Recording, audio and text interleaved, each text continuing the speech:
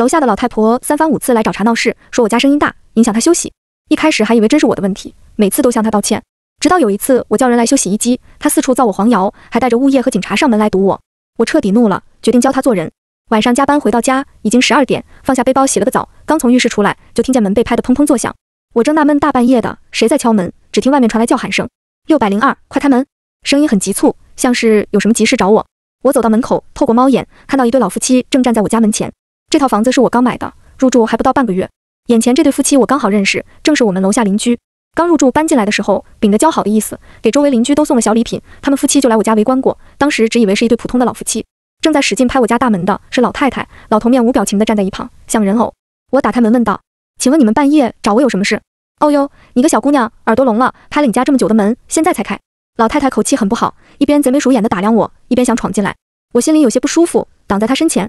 到底有什么事？还能有什么事？你在家里搞什么？吵得我们不要睡觉了。老太婆梗着脖子，生气地朝我嚷道。她这么一说，我有点羞愧。虽然我除了洗澡什么都没干，我走路步子也不重，但是想到可能是房子质量不好，自己大半夜走路打扰到他们，连忙解释道歉。不好意思，我刚下班回家，洗了个澡就准备睡觉了，对不起，我也不知道打扰到你。我现在马上回屋睡觉。我一直觉得远亲不如近邻，不到万不得已，不想与他们交恶。我挤出笑容，卑微地向他示好，表达我的歉意。听到我的道歉，他脸色缓和了一点，冲我瞪了一眼。我心脏不好，听不得噪音，你走路轻一点。我连忙点头应下。好的，我一定会注意。得到我的保证，老太婆转身走了，嘴里嘟嘟囔囔下楼了。第二天早上，我睡得迷迷糊糊，门又被拍得震天响。602，你出来一下。声音还是楼下那老太婆的。我被吵醒，我有起床气，心情很是烦躁，套了一件家居服在身上，走了出去，打开门。叫你轻一点，怎么那么吵？现在的年轻人啊，真是一点素质都没的，一大早就吵吵嚷嚷，让不让人睡觉了？我还没开口，对方已经噼里啪啦对着我一顿输出，心中原本的不满变成疑惑不解。我有些懵，我在床上睡觉啊？不是，我什么也没做，我还没起床呢。是不是别人的声音？我辩解道。怎么可能是别人的声音？肯定就是你们家，声音就是从我头顶上传来的。不是你，难道有鬼？老太婆斩钉截铁，一口咬定一定是我家搞出来的声响。见她这么肯定，我开始怀疑自己，难道是我梦游了？压力大做噩梦，大喊大叫了。想到种种可能，我只得又跟她道了歉，保证一定轻手轻脚的，她才又离去。临走还不忘警告我，你再吵到我们，我可要报警了。老头也跟着用警告的眼神瞪了我一眼。我回到卧室，坐在床上，思来想去，越想心里越不是滋味。明明我什么也没做错，一天就被骂了2次。楼下显然是不好处的，照这样下去，以后动不动要吵一架了。我不能坐以待毙，拿起手机马上下单了摄像头，又把自己的拖鞋全换成软鞋底。果然没过几天，楼下又整了幺蛾子。这天是周末，好不容易休息一天，我躺在床上准备睡到中午才起来，谁知楼下没给我睡懒觉的机会，还没到6点，我又被拍门声吵醒。602，你快开门！你在家里搞什么？乒乒乓乓的，让不让人睡觉了？自从知道他不是个善茬之后，我在家一直轻手轻脚，像做贼一样，生怕一不小心就引发冲突。没想到他还是一大早又来骚扰我。好不容易不用加班，可以睡个懒觉，我决定不再搭理他，戴上新买的睡眠耳塞，重新躺了回去。任门外的人喊爆喉咙，都置之不理。但是没过多久，物业的刘经理给我打电话：68栋602是业主是吧？您在家吗？你们楼下投诉你在家制造噪音，请你配合开门，警察同志也来了。我憋着一股气，起床穿好衣服，走去开门。只见门外除了楼下这对夫妻，还有物业的刘经理和一名警察。你在家搞什么？我敲了半天的门都不开。一大早的，除了睡觉还能搞什么？我还没问你呢，你大清早的把警察和物业都叫来，是想干嘛？你自己不睡觉，搞得物业、警察和我都不能睡了是吧？我也没有好语气，冲他嚷道：你看看，自己吵到别人，还冲我发脾气，警察同志，一定要把他带回去，好好审问审问。老太婆用手指着我，恨不得戳到我眼睛里来。怎么，扰人清梦，还要给你脸啊？你自己都不要你这张老树皮了，一大早的闲得慌。我的起床气是有点子大的。警察走了过来，亮出证件，清了清嗓子。你好，你楼下的邻居反馈你家早上噪音大，请打开门配合检查。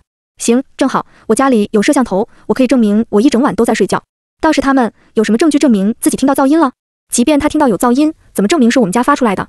我将警察放进屋，警察查看了我的监控记录，发现我没说谎，我确实从晚上到早上连床都没离开过。你们天天说我扰民，还请拿出证据来。这楼一共就6层，我这是顶楼，你们没事找我麻烦不是头一回了吧？每次都打扰我休息，说我制造噪音，请问噪音在哪里？有什么证据证明你们没有说谎？我现在非常有理由怀疑你们就是寻衅滋事。见我发脾气，刘经理将我拉到一边，低声跟我说道：算了，这个老太婆不好惹，你一个小年轻搞不过他们，万一她胡搅蛮缠，有的是办法整你，你还是把精力放在上班挣钱上。你这房子的上一业主以及上上一任业主就是被他们弄走的。当初买这套房也是看中生活方便，离公司近，平时骑个共享单车，从家到公司也就15分钟的路程。我所在的公司正在高速发展阶段，加班是常有的事。我刚好手上有余钱，从去年下半年开始就陆续开始看房，想买个离公司近的房子。我记得看到这套房子的时候，房子是新装修，卖家说急需钱去置换学区房，不得不将这套入住不到半年的房子出手。房子的位置、装修都让我很满意，卖家又很诚心爽快，我看了2次就下了定金。买的时候以为捡了个大便宜，现在想来原来是有恶邻，他们是被老太婆折磨走的，不得已忍痛低价出售了才装修不到2年的房子。现在我搬进来，老太婆明摆着又想折腾我。什么证据？你吵得我头痛就是证据。老太婆双手叉腰，喷得唾沫横飞。我还没要你赔医药费呢，你要我赔医药费？我还没告你诈骗，你就死在这里，跟我都没关系。我也怒了，我脾气好有素质，不代表我是任人揉搓的包子。我骂完这句，老头突然站到我跟前，你再说一次。说就说，我都还没告你们扰民呢，想要医药费，做梦去吧。老头凶狠地挥手想揍我，我摩拳擦掌，跃跃欲试。每天跟同事在公司的健身房练拳击2年，我也想检验一下成果。算了，他们一家一直就这样子。警察突然挡在了我们之间，将我拉到一边安慰道，万一他们真缠上你，你就麻烦了。你年轻，还有好的前途，不要跟这种人搅和在一起，不值当。这老太婆是惯犯，不仅物业知道她的德性，就连警察也知道。下次敲门前最好拿着证据，否则我不客气。警察教育了她几句，她还是一副张狂的嘴脸。要证据是吧？我一定要把噪音录下来。自这次闹过之后，老太婆终于消停了一阵。正当我差点忘记他们家的这一对奇葩夫妻的时候，她又上来敲门，说我开空调的声音吵得她睡不着。这是大夏天，在家我穿的清凉，只穿了一条短睡裙，听到敲门声，我随便扯了件外套披在身上。大晚上的，我一打开门，她带着她老公就要往我房子里面闯。我拦住了她，她目光轻蔑地在我身上来回打量着，仿佛我是个见不得光的脏东西似的。你这种小姑娘一点都不检点，穿成这样想出来勾引男人吗？老头子，快把眼睛捂上！我在我家，想穿多少就穿多少，你没事大半夜跑我家来刷什么存在感？给你脸了？被他搞得烦了，我也没好气。要不是你们家空调吵死人，我才不会来找你这个狐狸精。你快把你家空调关了！我气笑了，凭什么？你算什么东西？将近40度的高温，你不让我开空调？我不管，反正你吵着我了，关我屁事！你算老几？要么你报警吧！我后退一步，把门猛地一关，将他们关在外面。我家空调放的位置在他们家窗台上方，距离他们窗户最上面大概40厘米左右的距离。这是房子设计时指定的空调机位，所有的人都是这么放的，包括他们自己的空调也是放在4楼窗台上方。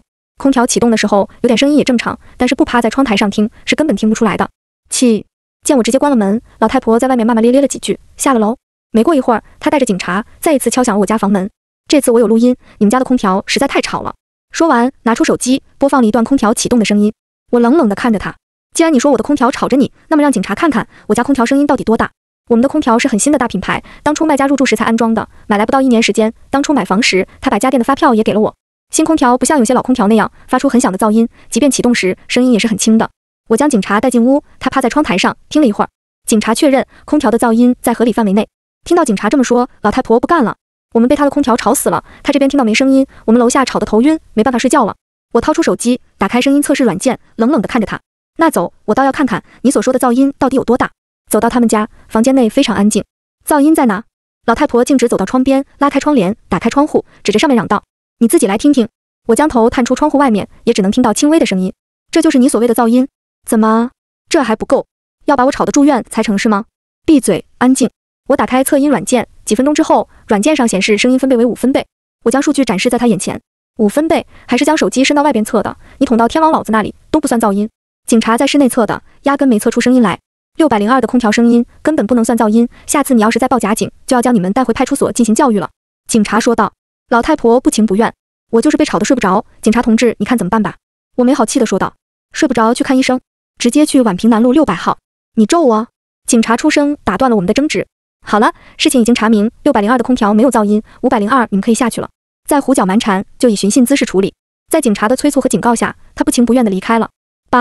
自空调事件后，老太婆没消停几天，又找上了物业和警察，说要举报我。当时我正在加班，物业刘经理给我打电话问我在不在家，我回去公司加班了。你能不能抽空回来一趟？你楼下的那个老太太又把你投诉了，又叫了警察。她投诉我什么？电话那一头的刘经理支支吾吾。他们说你在家里搞非法活动，你还是快点回来一趟吧。刘经理欲言又止的样子引起我的好奇，那死老太婆到底编出我什么八卦？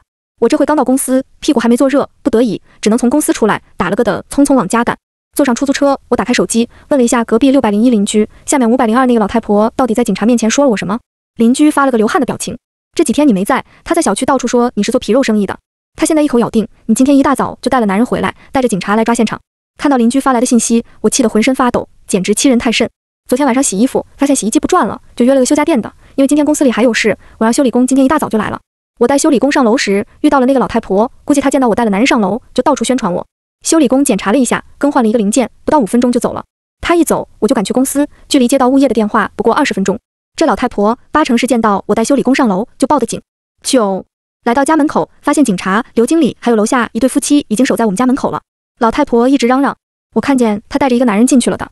我看得很清楚，那男的长得有1.8米左右，身材很魁梧。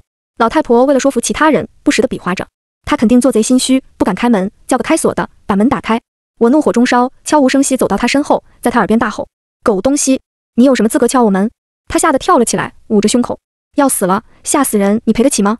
你算个屁，一坨屎，你这种脏东西，死在这里，我倒要告你晦气。贼眉鼠眼，一天天盯着别人家，你家是全死光了吗？你，她气得面色铁青，颤颤巍巍指着我，你什么你，话都说不出，是不是快死了？快死了就赶紧滚，别脏了我家门口的地。我叫个修洗衣机的，你就说我搞色情，你怎么这么熟悉？是不是这是你的老本行啊？天天眼睛盯着我，是不是怕我抢你生意？你家一户口本死的就剩你们俩了，你就指望这一行当糊口呢？我决定丢掉素质，跟这个死老太婆大干一场。老太婆指着我，你们看看，现在的年轻人真是没素质没教养。她的木头老公凶狠地瞪了我一眼，一向甘于做背景板的他，破天荒地开了口，小姑娘，你小心点，这是威胁我了。我冷笑一声，怎么？谁能跟你们夫妻比没教养？你们自己为老不尊，还好意思让别人尊重你？你这是威胁我？我好怕呀。这次来的民警和前几次都是同一个，姓杨，我们称他为杨警官，和这老太婆算是老熟人了。我们争吵时，他站在一旁看热闹，直到我们吵得差不多了，才出言打断了我们的互骂。都安静一下，根据接到的报警电话，我们需要对602进行搜查。602业主许之下，请配合警方的调查。现在，请你打开门。我掏出钥匙，将警察迎进屋。老太婆趁机想挤进来，我挡在门口。怎么，想强闯民宅？你把男人藏在家里，我怕警察找不到。你是在质疑警察的能力？难道警察不如你？老太婆脸色僵了一下，面色讪讪。我比较会找人，想帮忙而已。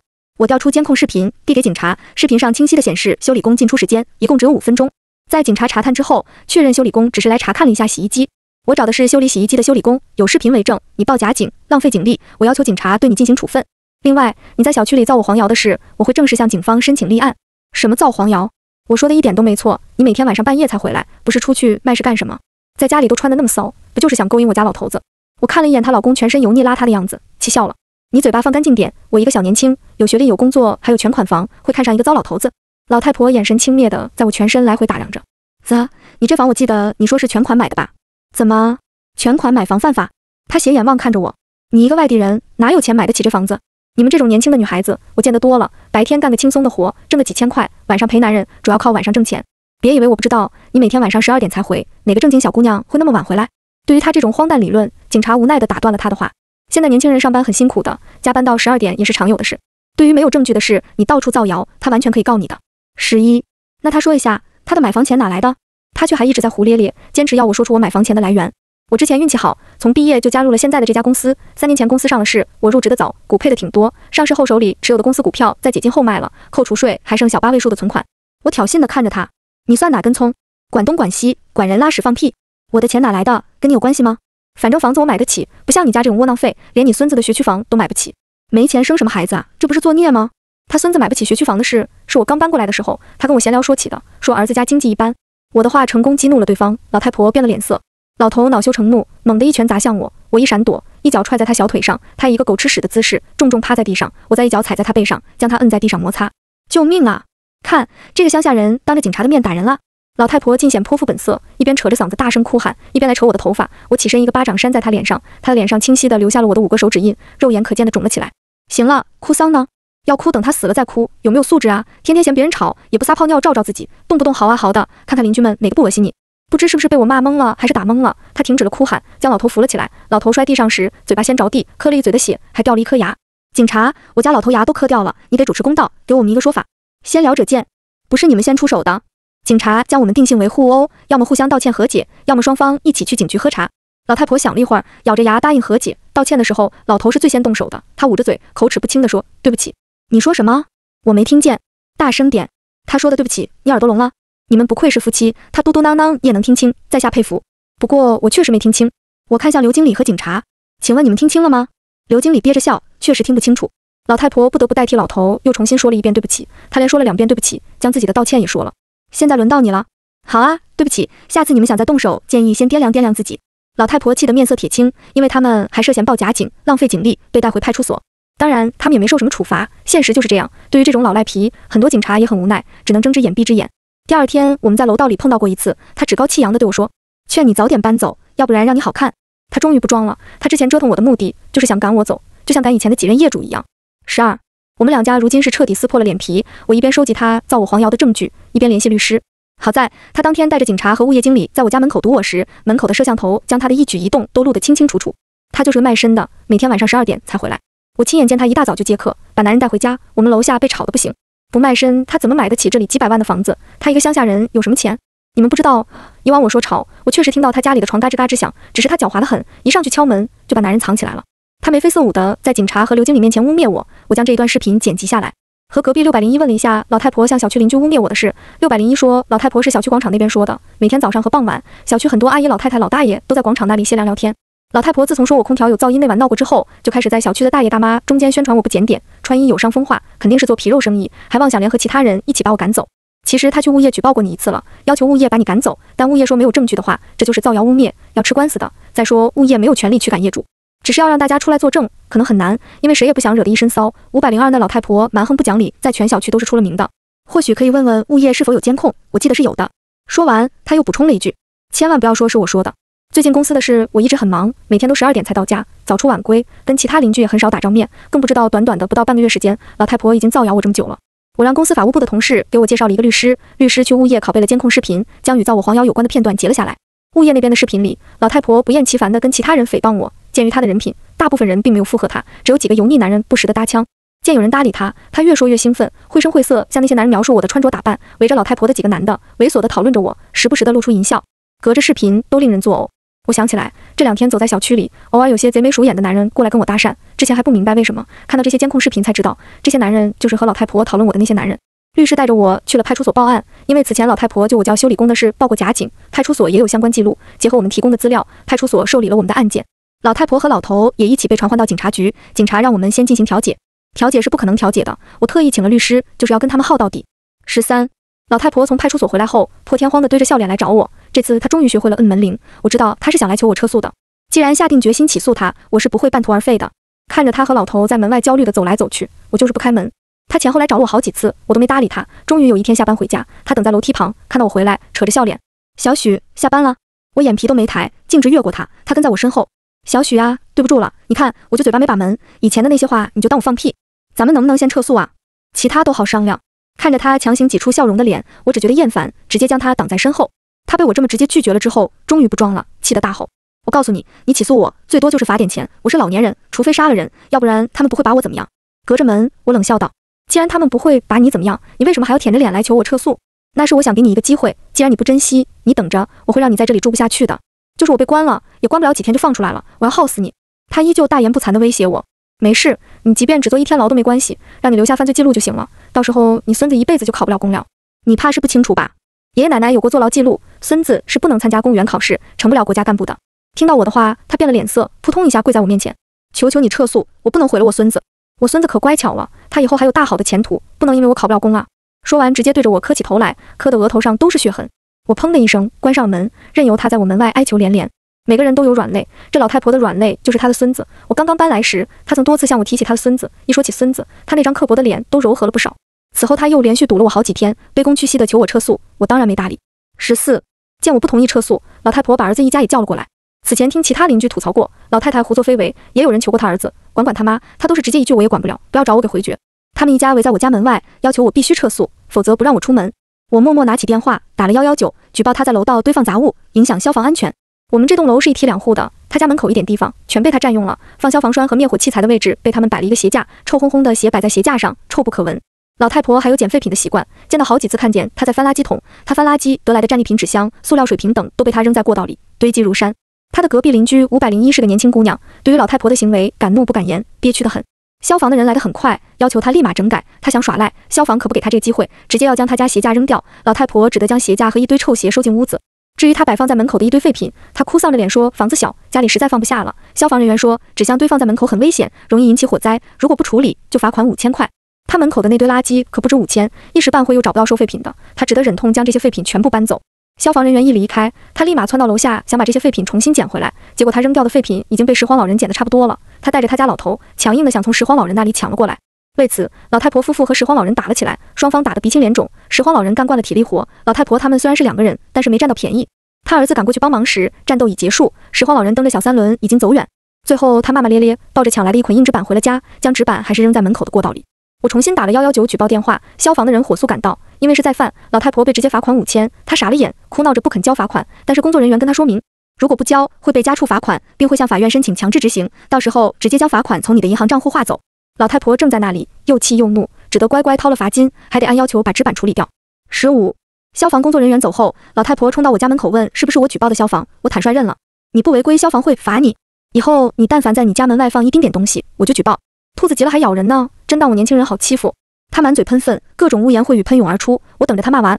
你们一家威胁我以及你辱骂我的话，都已被摄像头全程记录，这些都将作为呈堂证据。听到我的话，他儿子脸色颓了下来。老太婆恨恨地跺了一脚，在门外恨恨地骂道：你等着！老头也怨毒地瞪了我一眼。自打上次被我一脚踹倒在地后，他再也不敢跟我放狠话了，只能妄想用眼神杀死我。当天晚上，楼下就开始捅他家的天花板，咚咚咚非常吵。我录了一小段噪音，然后戴上静音耳机，世界顿时安静了下来，继续埋头睡觉。早上上班前，在主卧、次卧和客厅的地面上各放了一个共振音响，循环播放哀乐，将声音开到最大。这款音响我早就买了，防的就是这么一天。来吧，互相伤害吧。他们晚上折腾，白天总要睡觉吧。老太婆果然报警了，我通过 app 看到她领着警察正在爬楼梯，我立马将音响关掉。我们的房子是不梯楼，我将一个摄像头对准了楼梯，只要有人爬楼梯，就会进入摄像范围内。警察先是去了5楼他家，没一会儿就出来了，又爬到6楼，来到我家门口。因为他们夫妻在警察那里的信用度太低，警察当然没有采纳他的话。你说602很吵，哪有声音？我什么都没听见。老太婆极力辩解着，警察同志，是真的呀，吵得我们老2口觉都睡不好。警察目光锐利的在他们2人身上扫了一眼。大上午的，你们睡觉？晚上干什么去了？老太婆吞吞吐吐，昨晚失眠睡不着，一直到早上才有点困。你家老头也这样？老头点点头。昨天被消防罚款了，一晚上没睡着，这不上午想睡觉，602在家里放哀乐，听得我们心惊胆战的。警察同志，你一定要好好管管，最好把他抓起来。警察敲了敲我家的门，见没人应，就拨了我的电话。许之夏，我是片区民警，你们楼下502投诉你家放哀乐，请你过来做说明。杨警官，我可是在上班呢，他们2个不用上班，我可是要努力工作糊口呢。放哀乐，除了502还有其他人听见了吗？你也知道，他污蔑我不是1天2天了，下次拿到证据再来吧。杨警官也没说什么，挂掉电话，教育他们不要报假警，否则下次直接拘留。老太婆百口莫辩，只得眼睁睁看着杨警官走掉。他们回屋后，没过多久，我又打开了音响。16，音响播放的哀乐都是我精心挑选过的。有些人越老越怕死，这老太婆就是这样的。看着她和老头仓皇逃出门外，我才又心满意足地关掉音响。当天我就临时搬去了酒店，又请了一个工人，在建材市场买了一批板子。从第2天起，每天白天拿着电钻，隔个几分钟在板子上钻几下，从早上8点到晚上6点，绝不拖延时间。我让装修工人别开门，谁敲都不理。我打听过了，周围几户人家都是上班族，白天装修电钻震动的声响影响不了其他人，晚上继续放哀乐。老太婆终于熬不住了，找了物业哭诉，求我不要再装修了，实在受不了了。物业叫了我过去调解，我嗤笑道：我买了房子，装修是理所应当的，你不服气的话，你也可以装修啊。我知道你是想报复我，你白天装修就算了，晚上还放哀乐，求你不要再放哀乐了，实在太瘆人了。有吗？莫不是你们幻听了？建议去医院看看这里。